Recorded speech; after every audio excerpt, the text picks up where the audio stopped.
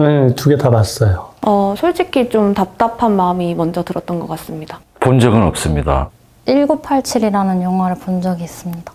실패하면 쿠데타, 성공하면 혁명, 그런 대사도 되게 기억이 나고, 기존에 알고 있었던 내용보다 정말 더 신뢰감 나게 표현을 해서 화가 나고 답답한 그런 감정으로 영화를 보았습니다. 거의 알고 있었던 사실에 입각했었던 것 같아요. 정말 실감나고 화도 많이 나고. 기억을 한다라는 표현이 맞을지는 모르겠는데, 왜냐면 제가 그 시대에 살았던 거는 아니잖아요.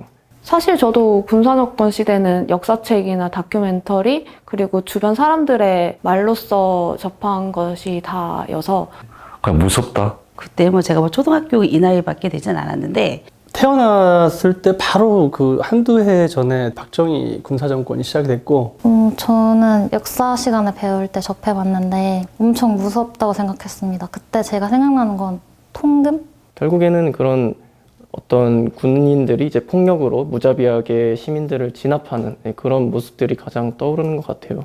언니 오빠들이 엄청난 정말 데모를 수시로 정말을 했어요. 그래서 저희는 옆에서 공부하다가 체류탄이 막 옆에서 교실 안으로 터지고 체류탄 가스를 피해서 막 도망 다녔던 그런 것들이 생각이 났어요. 그 당시에는 되게 안 좋은 시대로 기억하고 있습니다, 전.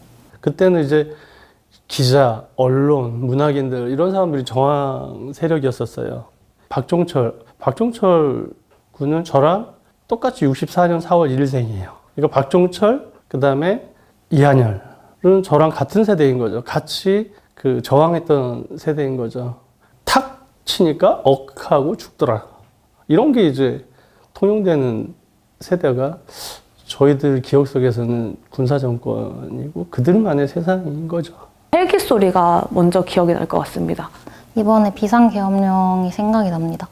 폭력적인 모습, 그런 이미지가 이제 제 머릿속에 형상화가 된다. 그렇게 생각을 할 수 있을 것 같습니다. 계엄하면 제일 먼저 떠오르는 건 국회 해산. 국회가 해산된다는 거는 민주주의가 없어진다는 거죠. 그래서 모든 그 독재자들이 계엄을 할 때 제일 먼저 하는 게 국회 해산이거든요. 민주주의의 근간이 제일 먼저 부서지는 것이 국회니까요. 이번에도 우리나라 진짜 망하는 건가? 약간 이런 생각이 들었고 정말 무서웠습니다. 있을 수 없는 거죠. 그러니까 실패하는 거 당연한 거지. 민주화가 어떻게 이루어졌는지 모르는 사람들이에요. 그러니까 자기들이 배웠었던, 선대했었던 검찰의 선배들이 어떻게 했는가만 보고 저지른 거죠. 그러니까 민주화의 한가운데서 저희랑 같이 민주화 운동을 했었다면 절대 계엄 안 했을 거예요. 그걸 안 했었기 때문에 시대착오적인 일을 일으킨 거라고 저는 생각을 합니다. 정말 잊혀지지 않는 날입니다. 군인들이 국회의사당을 점령을 하고 밤새 잠을 못 자고 그 결과가 이루어질 때까지 정말 TV 앞에서 떠날 수가 없었습니다. 별 대수롭지 않게 생각을 했다라고 본인이 직접 얘기를 했잖아요. 그때 당시에. 그가 말하는 변명을 아무리 들어봐도 솔직히 상식적으로 이해할 수가 없었던 그런 사건이었던 것 같습니다. 자기가 능력을 보여주지 못하니까 저런 이상한 행동을 한 거라고 저는 그렇게 생각해요. 저는 그 뉴스에서도 보니까 막 군사들이 엄청 쫙 깔려 있어서 막았잖아요. 사람들 오는 거. 그래서 사회적으로 통제되는 게 많을 것 같다. 이런 생각을 했고요. 정말 안 일어났으면 좋겠다고 생각을 했습니다. 사회적 변화는 박정희, 전두환 때보다 더 심하게 돌아가죠. 계엄이라는 게 어떻게 성공할 수 있어요? 우리가 사람들이 가만히 있을 것도 아닌데 성공할 수 없다고 생각합니다. 또 제2의 5.18 민주화 같은 게 발생하지 않았을까라는 생각을 해요. 정말 상상하고 싶지 않는 일들이 저희에게 벌어졌을 거라고 생각을 합니다. 국회 해산, 언론 통제, 국민 입단속, 모이는 거 단속, 지금 속속 밝혀지는 듯이 체제, 자기네 반대했던 사람들 구금, 납치, 공적인 살인 엄청 만연했을 거라고 봐요. 초기에.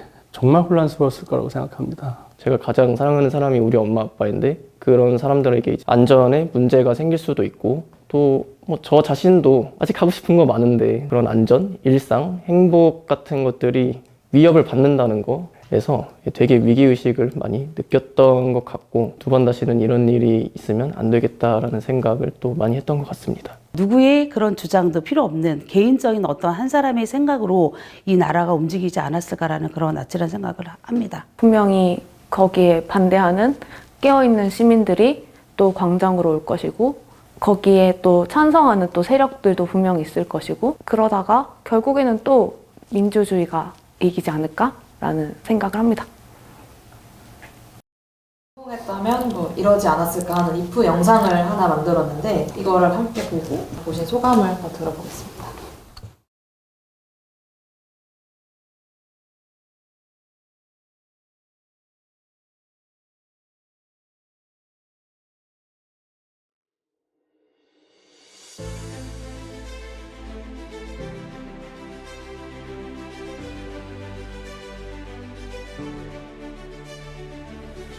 대통령이 비상계엄을 선포하였습니다. 12월 3일 계엄이 비상계엄이 선포되었습니다. 선포되었습니다. 윤석열 대통령이 계엄을 윤 대통령이 선포하였습니다. 1시간부로 계엄을 12월 3일 선포하였습니다. 계엄이 윤석열 대통령이 계엄을 선포하였습니다.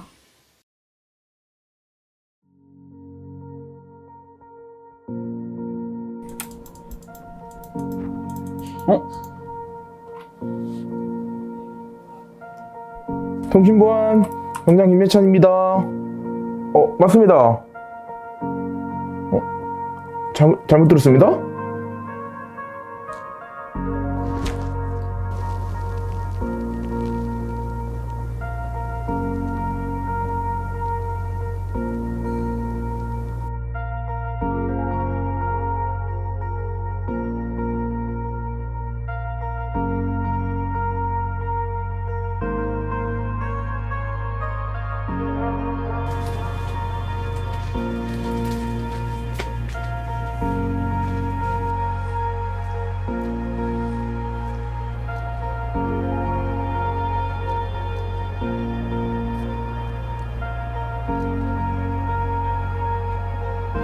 통과.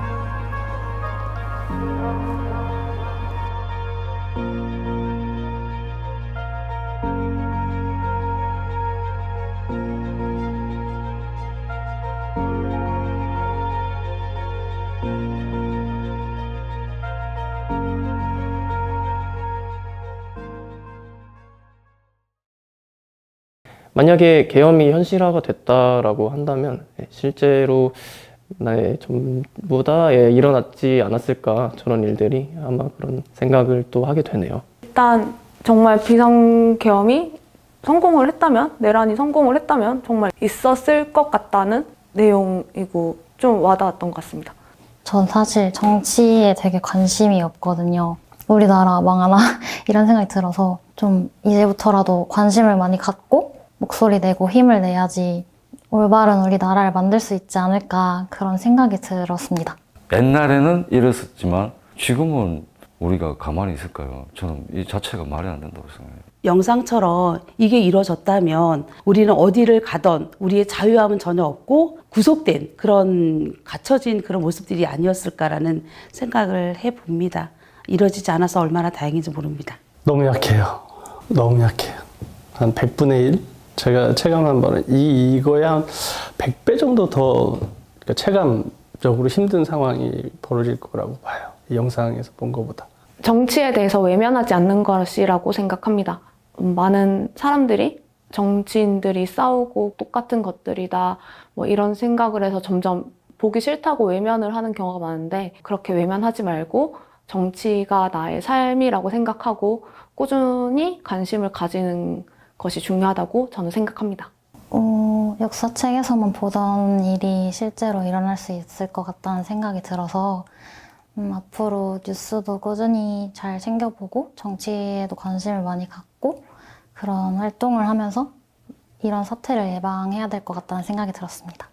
물러서지 않고 용기를 가지고 진취적으로 또 해결해 보려는 그런 태도와 자세만 있다면은 만약에 이런 위기 상황이 또다시 발생을 한다고 해도 잘 헤쳐나갈 수 있지 않을까. 근데 대통령 후보로 나오는 사람은 우리가 결정할 수 있는 건 아니잖아요. 계엄이 무섭다 하기 전에 지금 우리가 사람을 정확하게 볼 수 있는 눈을 길러야 되는데 저는 그게 우리나라는 좀 부족하다고 봐요. 그 불편하고 힘든, 그 생각하기 쉽고 맞닥뜨리기 싫은 그 과거를 좀 더 과감하고 용기 있게 봐야 돼요. 보고 거기서 누가 억압하고 통제했고 누가 저항했었는지 그 역사를 봐야, 그걸 저항하지 않은 사람들은 지금과 같은 또 계엄을 일으키고 또 쿠데타를 일으키잖아요. 그걸 보고 느낀 사람들은 그거 안 하거든요. 안 하려면 알아야 된다는 거죠. 그래서 역사는 반복되기 때문에 불편하고 힘든 나쁜 역사를 보시고 느껴야 된다고 생각합니다. 내가 주체가 되어서 이 나라는 우리가 지켜야 된다고 생각을 합니다. 이 모든 것들이 젊은이와 정말 나이 드신 분이나 모두가 남녀노소가 이 나라는 우리의 것인, 나의 것인 것을 우리가 기억하고 나가면 다신 이런 일이 벌어지지 않을 거라 생각합니다.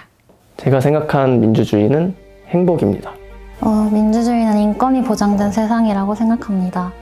제가 생각하는 민주주의는 이해입니다. 제가 생각하는 민주주의는 자유입니다. 자유입니다. 자유라고 생각을 합니다. 민주주의는 자유다. 진정한 자유다. 그래서 진정한 자유,